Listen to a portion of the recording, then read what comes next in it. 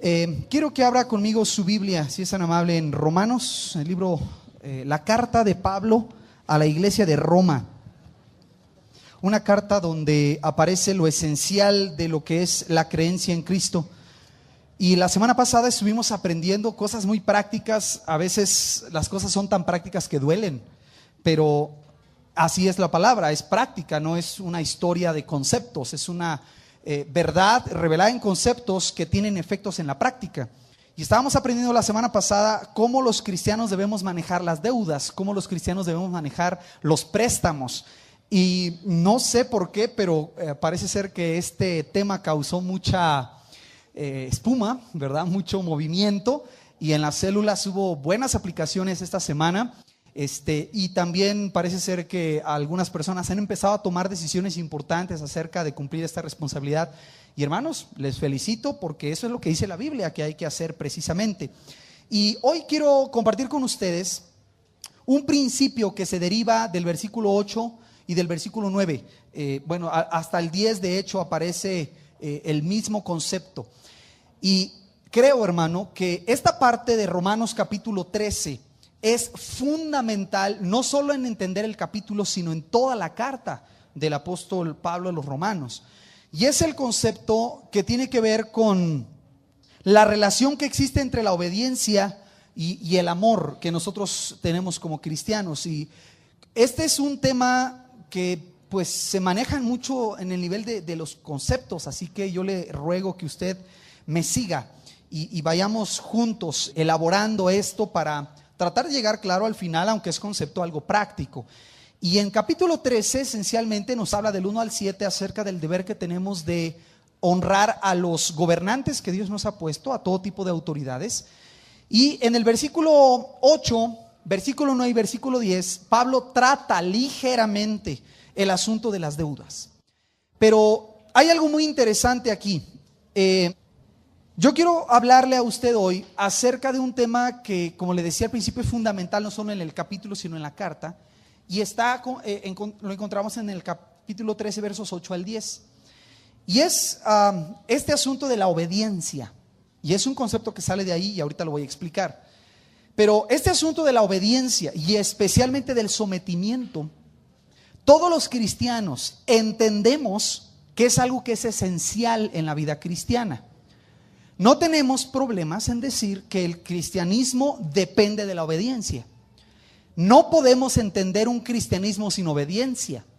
Es difícil comprender a Jesús llamando a la gente a venir a Él sin entender la obediencia.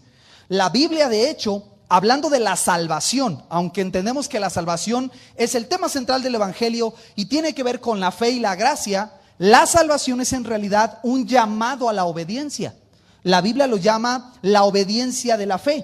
Esa es una de las maneras de llamar a la salvación. Es una fe que se somete a Jesucristo. Eso es la salvación. Entonces la obediencia en asuntos de la vida cristiana es algo que va completamente ligado. Yo no lo puedo separar, no lo debo separar. La fe y la obediencia van de la mano. La obediencia al cristianismo es central. Pero hermanos, tenemos que reconocer que muchos de nosotros batallamos mucho en esa área. Nuestra vida no podemos decir muchas veces que se caracteriza por ser un ejemplo de lo que es la obediencia. La verdad, eso es algo con lo que batallamos. Desde niños, inmediatamente que nuestros padres establecen algún tipo de reglas, se levantan como la autoridad que son en nuestra familia, nosotros tenemos la tendencia a ir en contra de la cuestión de la obediencia. Y de hecho, le quiero decir esto: muchas personas rechazan el evangelio, la creencia en la palabra de Dios, porque tienen una idea interesante, que ellos piensan que en cuanto lleguen a las cosas de Dios, les van a salir con una lista larga de las cosas que no tienen que hacer. Usted ha oído a esas personas: no, es que yo no quiero ahorita nada con las cosas de Dios porque soy joven y quiero gozar la vida. Pensando que ser cristiano joven es arruinarse la vida, ¿no? O pasársela ahí en el cuartito con látigos dándose en la espalda, ¿verdad? O golpes de pecho. No tiene que ver con eso. Pero mucha gente piensa que ser cristiano, cuando tú llegues a la iglesia, los sugieres van a tener una lista y a ver, señor, usted esta semana fumó, usted tomó, usted bailó, usted vio esta película, usted se vistió así, usted pensó esto, y es una larga lista de cosas que no hay que hacer. Y es en un sentido cierto, porque el cristianismo, como le expliqué, es un llamado a obedecer, no es un hobby, es un llamado a obedecer. Pero no es principalmente, que es lo que Pablo va a establecer aquí, no es principalmente un llamado a que tú te hagas de una larga lista de cosas que no debes de hacer. Sí, claramente la Biblia tiene cosas de esas, pero Pablo en Romanos 13 nos explica a nosotros otra manera de entender la obediencia. Y creo, hermano, que si usted le agarra la onda a lo que vamos a estudiar hoy, su vida cristiana puede cambiar. Déjeme explicarlo de esta manera. Algunos cristianos andan súper preocupados sobre cuáles son las cosas que se valen y cuáles son las cosas que no se valen para los cristianos. Por ejemplo, la clásica pregunta, me hablan por teléfono, a veces a las 2 de la mañana, ¿verdad? Pastor, ¿qué pasó, hermana, verdad? Pastor, ¿se puede comer moronga o no? A ver, porque aquí estoy platicando con mi esposo desde las 10:30 de la noche y él dice que sí, yo digo que no. A ver, ¿se puede comer moronga? Porque es sangre, ¿me entiende? La preparan con sangre coagulada y no sé qué otras cosas. A mí no me gusta, pero no es por motivos religiosos, ¿verdad? Pero la gente pregunta, ¿se puede, pastor?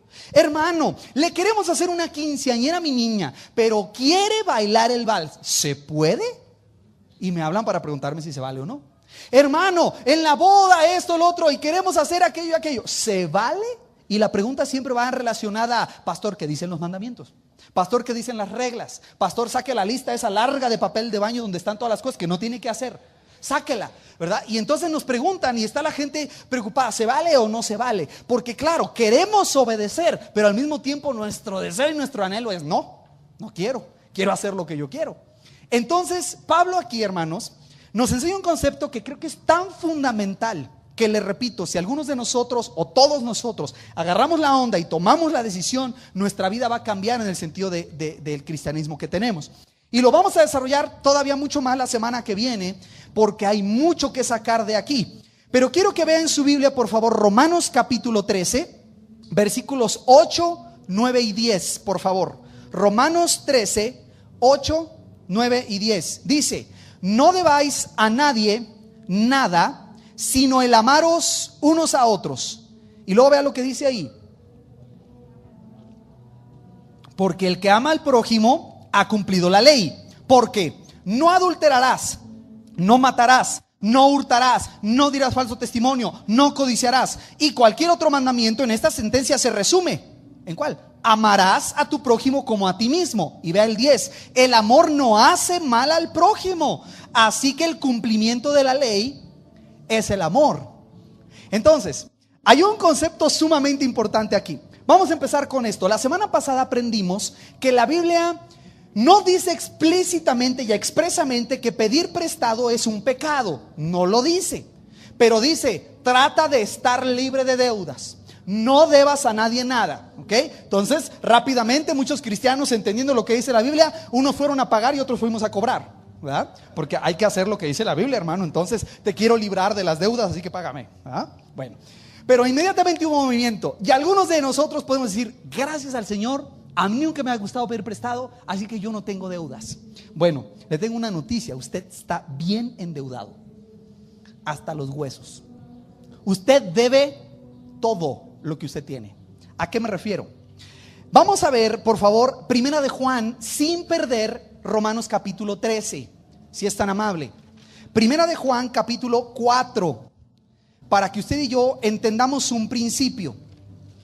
En Romanos 13, mientras vas a primera carta de Juan, si usted está aprendiendo su Biblia, no se confunda, hay un evangelio que se llama el Evangelio de Juan y otro que es la carta de Primera de Juan. ¿Sí? Primera carta de Juan, hay 3 cartas casi al final de su Biblia. Busque primera carta de Juan, encuentre el capítulo número 4, por favor, y déjeme explicarle esto. En Romanos 13 se nos dijo, no le debas a nadie nada, no quiero que deban nada, paguen todo lo que deben, no estén en deudas. Pero dice, hay una sola cosa que tú siempre vas a quedar debiendo. ¿Cuál es? ¿Qué dice en Romanos 13? El amaros unos a otros. Entonces, se lo voy a explicar lo más sencillo que pueda y a ver si después lo elaboramos sin confundirnos, a ver si logramos eso. Pero la idea básicamente es esta. Tú no puedes tener deudas, no debes tener deudas. Pero hay una deuda con la que tú siempre vas a estar viviendo. Hay una deuda que nunca vas a terminar de pagar. La semana pasada hablábamos de las deudas físicas, de las personas que a veces sin pensar entran en un préstamo. Se me olvidó mencionarle la compañía. Hay una compañía que se llama Crédito Familiar. Tenga mucho cuidado con esa compañía. Esa compañía cobra hasta 300% de interés. Una señora pide 7,000 pesos. La señora va a pagar en 2 años 7,000 pesos, pero paga 540 la quincena. Haga el cálculo. Terminó pagando 20,900 pesos en 2 años por haber pedido 7,000 pesos. Se fija, casi 300% de interés. ¿Qué es lo que pasaba?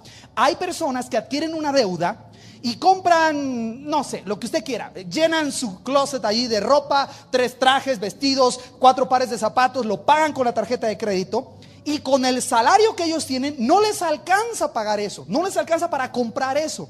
Pero como lo sacan con la tarjeta, el salario que ellos ganan solo les da para pagar los intereses.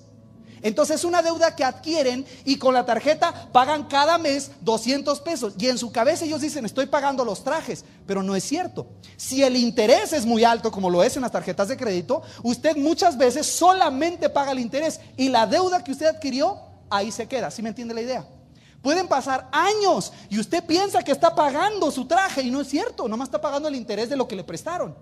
Si usted quiere pagar su traje, tiene que subirse por encima del mínimo para empezar a bajar la deuda de su tarjeta. ¿Me expliqué? Ok, el amor es así. Usted y yo fuimos amados por Dios en una manera que no podemos expresar. Y escúcheme bien, no importa lo que usted haga por otros, siempre le va a quedar debiendo al Señor. Siempre. Cuando amamos a otros, solo pagamos el interés. Nadie podría hacer algo por una persona de manera que Dios diga, wow, con eso que hiciste, yo ya no me debes nada. No, nunca, porque el amor que Dios nos tuvo a nosotros es tan grande que siempre usted y yo vamos a estar en deuda con Dios. ¿Sí me explico la idea? ¿Dónde dice eso? Primera de Juan, ¿lo tiene? Capítulo 4. Es un libro fascinante esta carta de Juan, pero quiero que leamos, por favor. Uy, pues ¿dónde? Está lleno esto, pero quiero nada más captar la idea, así que vamos a empezar a leer desde el 11, ¿le parece? Primera de Juan 4:11. No, discúlpeme, es el 9, perdón. Dice, en esto se mostró el amor de Dios para con nosotros. Porque alguien puede decir, oye, espérate, a mí Dios no me ha amado, porque todavía no tengo mi guardarropa lleno. Dios no me ha amado porque todavía no tengo el Jaguar que quiero, ¿verdad? Jaguar es una marca de carro, no un Jaguar, ¿verdad? Sino un carro. No tengo la casa en las lomas, entonces Dios no me ha amado. No, aquí dice, versículo 9, en esto se mostró el amor de Dios para con nosotros. ¿En qué? ¿Qué dice tu Biblia? En que Dios envió a su Hijo unigénito al mundo para que vivamos por Él. Entonces escúchame bien, Dios ya te amó, Dios te ama en ese instante. Tú no hiciste nada para merecer ese amor. Yo no hice nada y Dios me amó. ¿Cómo se demostró ese amor? En que mandó a su Hijo. Hermano, ya lo mandó. Ya murió en la cruz el Señor Jesús. Dios ya le amó a usted. Y usted y yo, por ese amor tan grande que Dios nos ha dado, estamos en deuda. Porque, fíjate bien, yo no amé a Dios como para que Él me amara a mí. ¿Sí o no tenemos ese concepto? ¿Verdad? Especialmente en el amor romántico de la pareja, ¿verdad? ¿Ha oído usted historias del amor no correspondido? De aquel que ama y se enamora como el niño de la maestra. Ya está enamorado, ¿verdad? Ya y se va a casar con mis no sé qué. Ya y se va a casar, ¿verdad? Y está enamorado, pero la otra persona ni lo pela. Aquí el amor no correspondido es el de Dios. Es Dios quien nos ha amado y nosotros quien muchas veces hemos ignorado su amor. Pero aun cuando nosotros respondemos y aceptamos su amor, nosotros no hicimos absolutamente nada para que Él nos amara. ¿Dónde dice eso? Siga leyendo su verso 10. En esto consiste el amor. Véalo. No en que nosotros hayamos amado a Dios. ¿En qué consiste entonces? ¿Qué dice tu Biblia? Sino en que Él nos amó a nosotros y envió a su Hijo en propiciación por nuestros pecados. Entonces le pregunto, ¿quién tomó la iniciativa de amarnos? Dios. Yo hice algo para que Dios dijera, ay, mira, pobrecito, pero es buena onda, entonces lo voy a amar. Nada. Hermanos, la Biblia dice claramente que nuestra actitud, se oye feo, pero es de rechazo a Dios abierto. A usted, hermano, ¿alguna vez lo han mandado a volar?